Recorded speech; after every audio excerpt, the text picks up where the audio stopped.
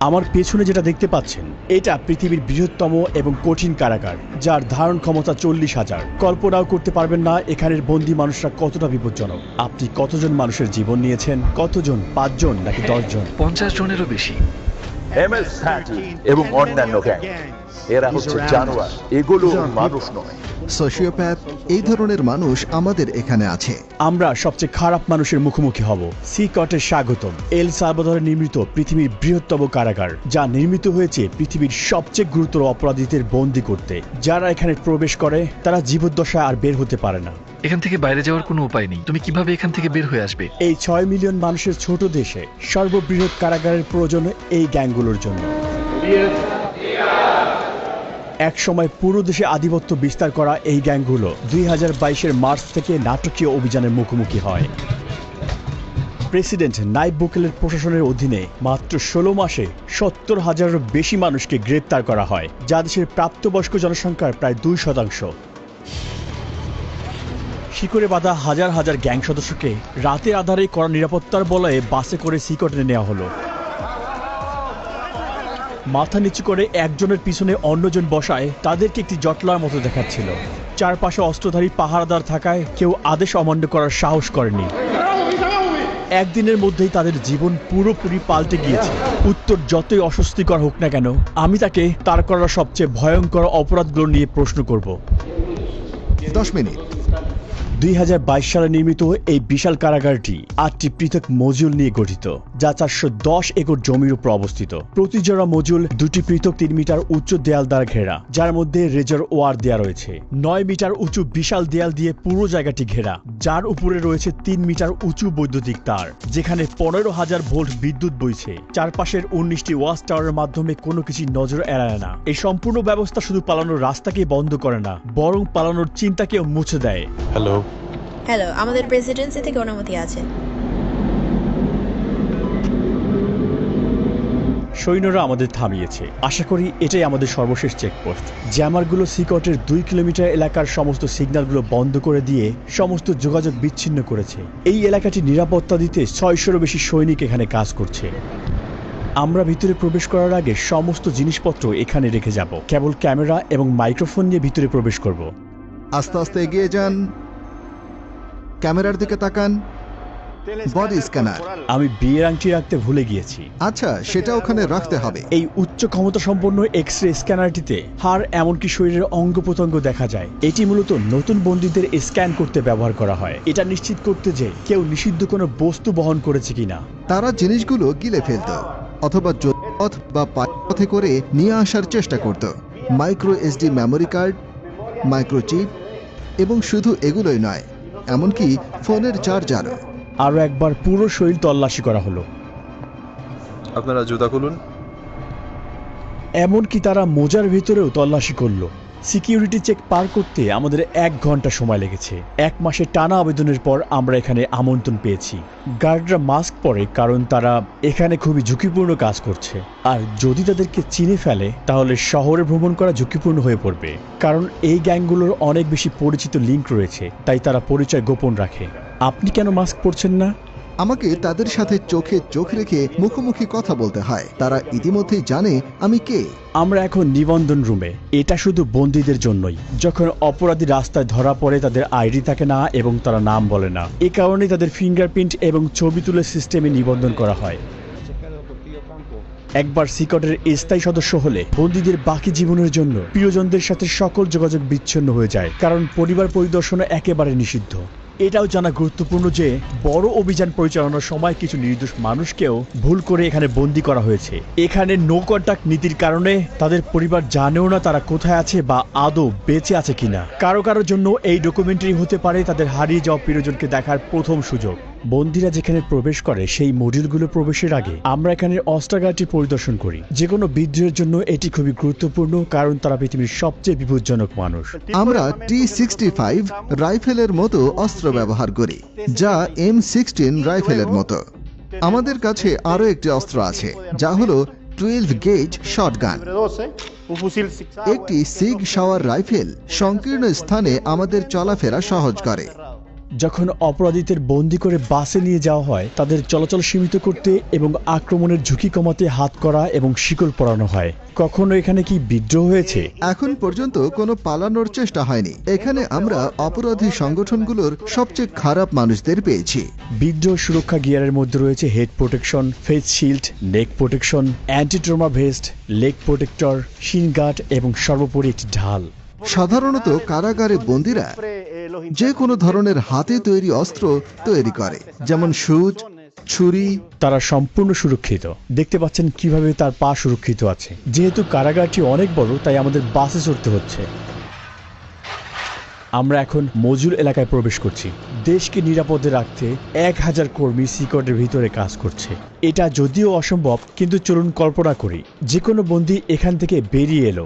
এই সমস্ত পাথরগুলো ইচ্ছে করেই এখানে রাখা হয়েছে, কারণ তারা যখন এটার উপর দিয়ে হাঁটবে এটা অ্যালার্ম সিস্টেমের মতো কাজ করবে, যা শব্দ তৈরি করবে এবং চুপচাপ হাঁটতে পারবে না। তারা কি পালানোর চেষ্টা করেছে? না। তারা কি চেষ্টা করতে পারে? কঠিন, কারণ তাদের একটির পর একটি নিরাপত্তা বলয়ের মধ্য দিয়ে যেতে হবে। বাইরের হস্তক্ষেপ রোধ করতে সিকট তার নিজস্ব অবকাঠামো নিয়ে একটি বিচ্ছিন্ন এলাকায় নির্মিত হয়েছে, যার মধ্যে রয়েছে বৈদ্যুতিক এবং পয়ঃনিষ্কাশন ব্যবস্থা।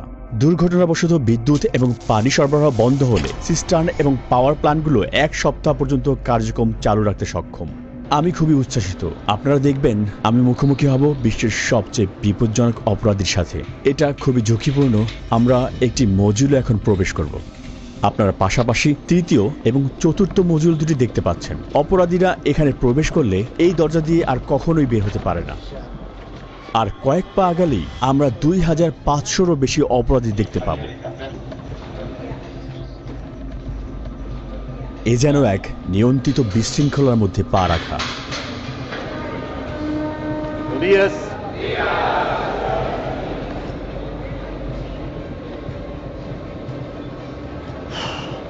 খুবই উত্তেজনাপূর্ণ মুহূর্ত। তাদের চোখ আমার দিকে আর আমার পদক্ষেপ অনুসরণ করছে।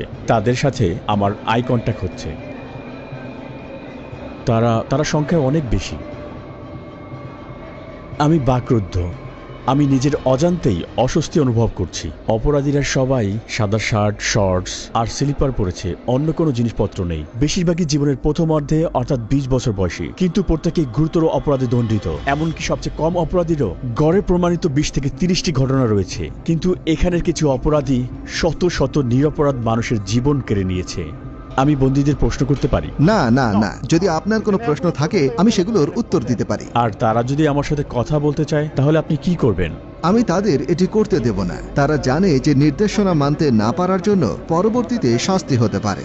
এদের মধ্যে কোন গ্রুপ নেতার সাক্ষাৎকার নিব এটা জানতে প্রচন্ড আগ্রহী। আমাদের জন্য এই হলুদ লাইন পার হওয়া সম্পূর্ণ নিষিদ্ধ, কারণ তারা পৃথিবীর সবচেয়ে বিপজ্জনক মানুষ। আমাদের মাঝে যদি রেলিং না থাকতো, সবাই জানে এখন কি ঘটতে পারত। মেগা কারাগারের 8টি মডিউলের প্রতিটি 32টি সেল নিয়ে গঠিত। প্রতিটি সেলে প্রায় 80 জন বন্দী থাকে, তবে এই সংখ্যা 150 পর্যন্ত পৌঁছাতে পারে। সম্পূর্ণ ধারণ ক্ষমতা পূর্ণ না হওয়া সত্ত্বেও বর্তমানে প্রতিটি বন্দীর জন্য মাত্র 0.5 বর্গমিটার স্থান বরাদ্দ রয়েছে। এখানে নেই পর্যাপ্ত আলো বাতাসের ব্যবস্থা, নেই আঙিনায় হাঁটার অনুমতি। এখানে থাকা প্রতিটি অপরাধীকে এতটাই দীর্ঘায়িত এবং কঠিন শাস্তি দেওয়া হয়েছে যা আপনি আপনার জীবনেও ভাবতে পারবেন না। এই সমস্ত বন্দীরা কখনোই বের হতে পারবে না। তারা কখনোই সূর্যের আলো দেখতে পাবে না। একমাত্র এখানে আসার বা এখান থেকে বের হওয়ার অনুমতি রয়েছে কেবল এখানকার কর্মীদের এবং আমাদের মতো মিডিয়াদের। কখনোই এই বিল্ডিং থেকে বের হতে পারবে না। আপনি যদি তাদের চেহারার দিকে তাকান, তাদের আত্মায় শূন্যতা দেখবেন। ভবিষ্যৎ নিয়ে তাদের কোনো আশা নেই। তাদের দেখতে মনে হয় রোবটিক। তাদের জীবন পুরো একঘেয়েমি। এই খোলা জায়গাটি তাদের টয়লেটের জন্য। তাদের মাত্র 2টি টয়লেট রয়েছে 80 জন বন্দীর জন্য। এটা আসলে খুবই লজ্জাজনক। এর মাধ্যমে এই পুরো বন্দীদের আত্মবিশ্বাস আসলে ভেঙে যায়। এই একই জায়গায় যেখানে তারা টয়লেট করে, সেই একই জায়গায় তারা গোসলও করে। নিজেদের পরিষ্কার করতে তারা প্লাস্টিকের ডিপার এবং একটি শেয়ার করা বেসিন ব্যবহার করে। এখানে কোনো পানির প্রবাহ নেই। এই বন্দীরা পানি পান করার জন্য একটি নীল ব্যারেলের উপর নির্ভর করে। তারা সবাই এখানে ঘুমায় এই ধাতব ব্যাংকে। কোনো বালিশ কিংবা কোনো গদি নেই এখানে। প্রতিটা বন্দী শুধুমাত্র প্রয়োজনীয় জিনিস পায়, একটি সাদা চাদর, একটি ইউনিফর্ম, মোজা, স্লিপার এবং একটি তোয়ালে। তারা আর কিছুই পায় না। বন্দীরা এখানে সারাদিন 4 স্তরের বেডে কাটায়। তারা এখানে গোডাউনে রাখা জিনিসপত্র মতোই খুব জড়ো হয়ে থাকে। স্বাস্থ্য এবং শৃঙ্খলা রক্ষার অংশ হিসেবে বন্দীরা 2 সপ্তাহ পর পর শেভ করে। এছাড়াও লম্বা চুল বা দাড়িতে তারা ধারালো বস্তু লুকিয়ে রাখতে পারে। একবার দেখা যাক, শার্ট খুলে এখানে লাইন ধরে দাঁড়ান। এখন তারা সবাই শার্ট খুলছে। এই বন্দীরা একসময় MS-13 এবং ব্যারিও 18 গ্যাংয়ের সদস্য ছিল, যারা এল সালভাদরের পাড়া এবং মহল্লা নিয়ন্ত্রণ করত। এছাড়াও এই গ্যাংগুলো স্থানীয়দের কাছ থেকে টাকা ছিনতাই করত এবং ভোগান্তি দিত। তাহলে এখানে ব্যারিও 18 এবং MS-13 গ্যাংয়ের সদস্যরা একসঙ্গেই রয়েছে। হ্যাঁ, ঠিক এমনই। পুরো মডিউল একই রকম। তারা সবাই এমন ভাবেই জীবনযাপন করে। বাইরে একে অন্যের এলাকায় প্রবেশ মানে মৃত্যুর কারণ, কিন্তু এখানে তারা শেষ নিঃশ্বাস পর্যন্ত একে অপরের পাশেই থাকবে। এখানে তারা কিভাবে আছে একে অন্যকে আক্রমণ না করে? এখানে তাদের একসাথে থাকতে শিখতে হয়। এখানে তারা কারাগারে আছে, রাস্তায় নয়। অধিকাংশ বন্দীর পুরো শরীর জুড়ে ট্যাটু থাকে, এমনকি তাদের মুখেও, যা তাদের অনুগত্যের পরিমাণ প্রকাশ করে। MS-13 গ্যাংদের ট্যাটুতে সাধারণত অক্ষর দিয়ে লেখা অথবা 13 লেখা থাকে। অন্য গ্যাংয়ের সদস্যরা 18 বা 666 এরকম চিহ্ন ব্যবহার করে, যার যোগফল 18 এবং যা শয়তানের প্রতীক হিসেবে ধরা হয়। অথবা তারা রোমান সংখ্যাও ব্যবহার করে। কারো মুখে গ্যাংয়ের ট্যাটু থাকলে তা স্পষ্ট নির্দেশ করে যে সে সংগঠনের সবচেয়ে নির্দয় এবং নেতৃস্থানীয় সদস্য। এমন একজন মানুষের সঙ্গে রাস্তায় দেখা হওয়া মানে সাক্ষাৎ মৃত্যুর চোখে চোখ রাখার সমান। মাকড়সা জালের ট্যাটুর অর্থ হচ্ছে আইন ব্যবস্থার জালে আটকে পড়া আর দীর্ঘ কারাদণ্ড ভোগ করা। ডেভিল হর্নস ট্যাটু একটি অন্ধকারের প্রতীক, যা নির্দেশ করে যে এই ব্যক্তিরা হচ্ছে শয়তানের পূজারী। কিছু লোক দাবি করে তারা শয়তানের আদেশে এই কাজগুলো করেছে। একটি টিয়ারড্রপ ট্যাটু নির্দেশ করে যে সেই ব্যক্তি কোনো মানুষের জীবন নাশ করেছে। চোখের ফোঁটার সংখ্যা বোঝায় কতগুলো জীবন তারা কেড়ে নিয়েছে। যদি 3টি টিয়ারড্রপ থাকে, এর মানে এই ট্যাটুর মালিক এতগুলো জীবন কেড়ে নিয়েছে যার হিসেব নেই। লাভ নাও ক্রাই লেটার, এই মাস্ক বা ক্লাউন ট্যাটুগুলোর একটা স্পষ্ট বার্তা হচ্ছে কঠিন সময়ে তুমি শক্ত থাকো, আর পরিণতি পরে ভুগবে। এখানের সমস্ত মানুষ কি সত্যি খারাপ? এরা একদম অন্য লেভেলের হাই প্রোফাইল ক্রিমিনাল, যারা কখনো তাদের মনোভাব পরিবর্তন করবে না। উপরে তাকালে দেখবেন সেখানে ক্যাটওয়ে এরিয়া রয়েছে।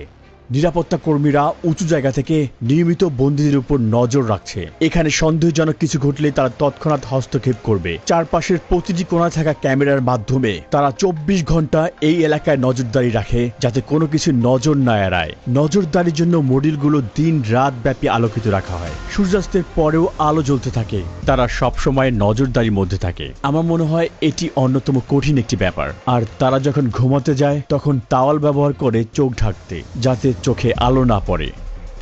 এখানে তারা বন্দীদেরকে বাইবেল থেকে কিছু গুরুত্বপূর্ণ পাঠ শেখাচ্ছে। এখানে তাদের শারীরিক ব্যায়াম হচ্ছে, আর ওখানে তাদের ট্রেইনার। বন্দীদের সেল থেকে বাইরে যাওয়ার এটাই তাদের একমাত্র সময়। অস্ত্রধারী পাহারাদারদের নজরদারিতে এই কার্যক্রমগুলো প্রতি সপ্তাহে মোট 1 ঘন্টা চলে। এক সময় তারা রাস্তা নিয়ন্ত্রণ করত, কিন্তু এখন তারা ইচ্ছে মতো 1 পাও চলতে পারে না। এটা একটা রোটেটিং শিডিউল, জায়গা কম, তাই সবাই একসাথে একই দিনে বাইরে যেতে পারে না। বন্দীরা যখন এইসব অ্যাক্টিভিটিতে সেলের বাইরে থাকে, তখন কি কোনো বিশৃঙ্খল ঘটনা ঘটেছে?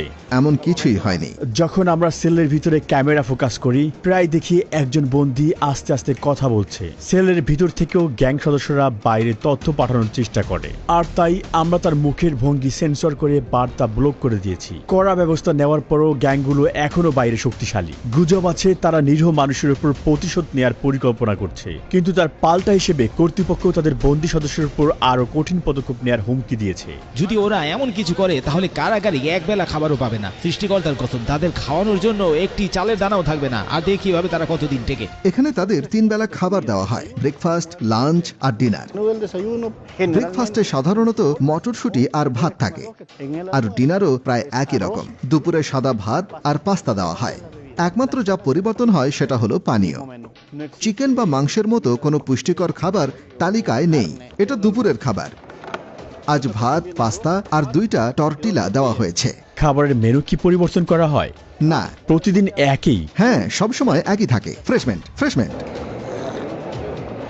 এটা মিষ্টি পানীয়।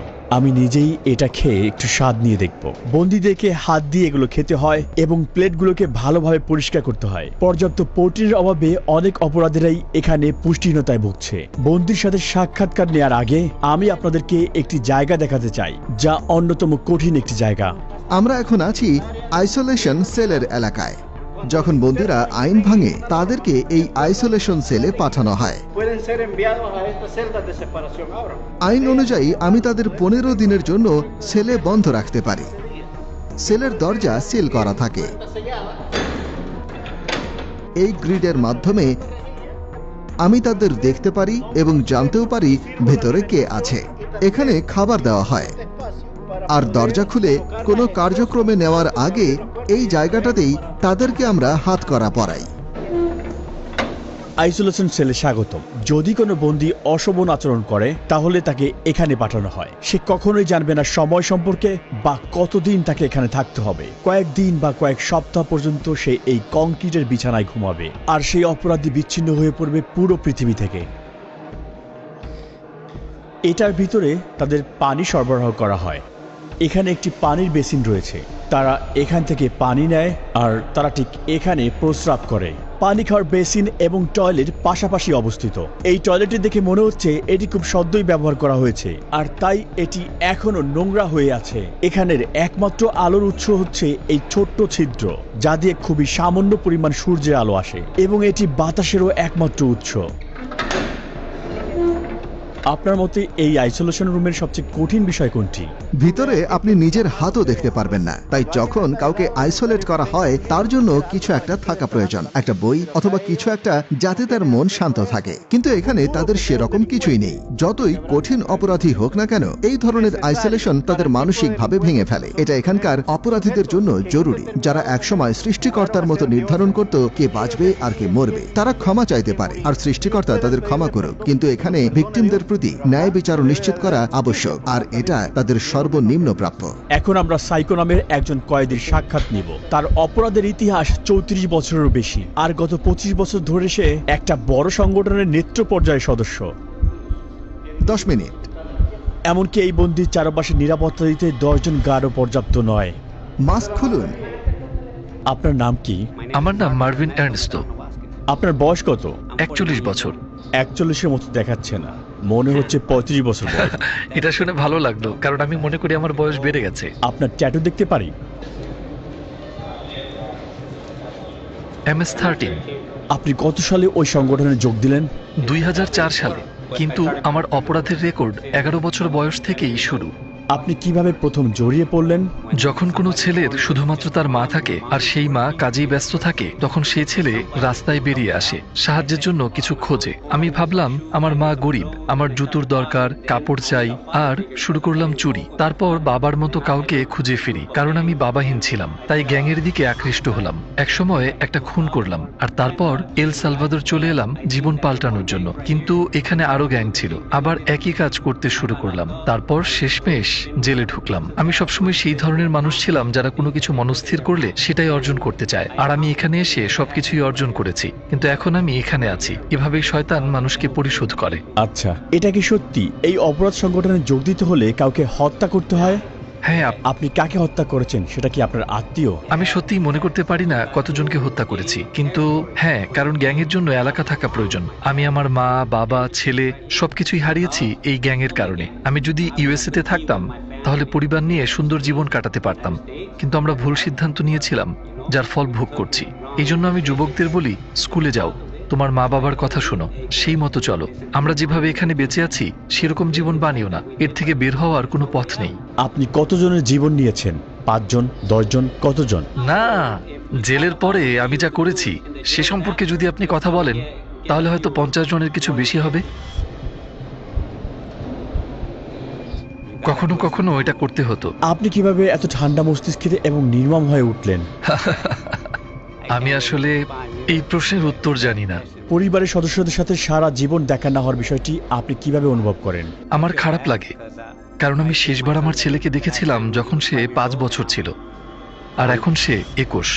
আমি তাকে দেখতে চাই, আমি তাকে বলতে চাই, এই তোমার বাবা যা করেছে সেটা তুমি করো না। একটা ভালো জীবন খোঁজো। আপনার কারণে যারা ভিকটিম হয়েছে তারা কখনো প্রিয়জনকে দেখতে পারবে না, আর আপনিও কখনো আপনার পরিবারকে দেখতে পারবেন না। কাউকে মিস করার অনুভূতি আপনি কিভাবে মানিয়ে চলেন? আমি খারাপ অনুভব করি কখনো কখনো, যেমন আপনাকে বললাম আমি বিছানায় শুয়ে অনেক কিছু চিন্তা করি, কখনো কখনো কাঁদতে থাকি আর বলি আপনার জীবিত থাকার প্রেরণার উৎস কি? একদিন আমার জীবন পাল্টানো এবং ঈশ্বরকে খুঁজে বের করা। আমি ঈশ্বরকে বলেছিলাম আমাকে মাফ করো, আমাকে মাফ করো আমি যা করেছি তার জন্য। আচ্ছা, অবশেষে আমরা সূর্যে আলো দেখলাম। সিকট এমন একটি জায়গা যেখানে আপনি আসতে চাইবেন না, এমনকি দর্শক হিসেবেও। কিন্তু যারা সালভাদোরিয়ানদের ভিকটিম বানিয়েছে, এটাই তাদের চিরকালের বাসস্থান। এরা নিরপরাধ মানুষদের জীবন কেড়ে নিয়েছে, তাই তারা এখন প্রতিদান দিচ্ছে। সালভাদোর সরকারের স্পষ্ট বার্তা, এখানে অপরাধ সহ্য করা হবে না এবং এর শাস্তি হবে কঠিন। চরম বিশৃঙ্খলার কারণে একসময় সালভাদোর সবচেয়ে বেশি মৃত্যু হারের দেশ ছিল, আর ওই সময় প্রতি 1 লক্ষ মানুষের মধ্যে 104 জন প্রতি বছর তাদের জীবন হারাতেন। পূর্ববর্তী প্রশাসন এই গ্যাংগুলোর সাথে শান্তি চুক্তি করতে রাজি হয়েছিল, কিন্তু তা শৃঙ্খলা আনতে পারেনি। যদিও বর্তমান সরকারের পদ্ধতিগুলো বিতর্কিত, তবুও 2023 সালের মধ্যে এই সংখ্যা নাটকীয়ভাবে কমে দাঁড়িয়েছে প্রতি 1 লক্ষে 2.4, যা এল সালভাদরকে প্রথমবারের মতো সবচেয়ে সুরক্ষিত দেশগুলোতে জায়গা করে দিয়েছে। শান্তি ফিরে এসেছে এবং এই ফলাফল অস্বীকার করার কোনো সুযোগ নেই। কিন্তু যাদের অন্যায়ভাবে কারাগারে বন্দী করা হয়েছিল তাদের কি হবে? বিশৃঙ্খলা নিয়ন্ত্রণ করতে এটাই কি সঠিক ন্যায় বিচার? আর এটা কি স্থায়ী সমাধান নাকি অস্থায়ী সমাধান? এখন পর্যন্ত এই উত্তর স্পষ্ট নয় এবং সমস্ত পৃথিবী তাকিয়ে আছে। ডকুমেন্টারি দেখার জন্য ধন্যবাদ। সাবস্ক্রাইব করতে ভুলবেন না। দেখা হবে নতুন ভিডিওতে। সাথেই ছিলাম রুহি চ্যানেল।